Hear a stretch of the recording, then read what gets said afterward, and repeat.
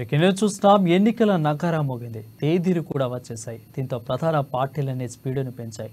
ఈ క్రమంలో మూడోసారి అధికారం లక్ష్యంగా బీజేపీ పావులు కదుపుతుంది. ఈసారి ఎన్డీఏకు 400 సీట్లు పక్కా అంటున్న ప్రధాని నరేంద్ర మోడీ ఆ దిశగా అడుగులు వేస్తున్నారు.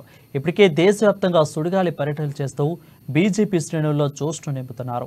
ఈ నేపథ్యంలో ఇవాళ జగిత్యాల జిల్లా కేంద్రంలో ఏర్పాటు చేసిన బీజేపీ విజయ సంకల్ప సభలో ప్రధాని మోదీ పాల్గొననున్నారు.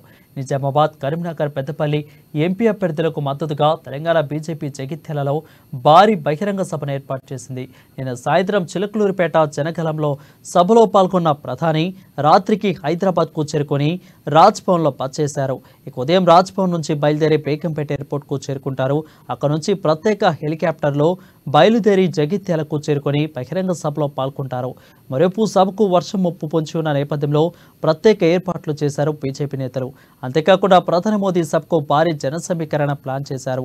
కాగా ప్రధాని మోదీ పర్యటన నేపథ్యంలో పోలీసులు భారీ బందోబస్తును ఏర్పాటు చేశారు. అంతేకాకుండా పలు ప్రాంతాల్లో ట్రాఫిక్ ఆంక్షలు కూడా విధించారు.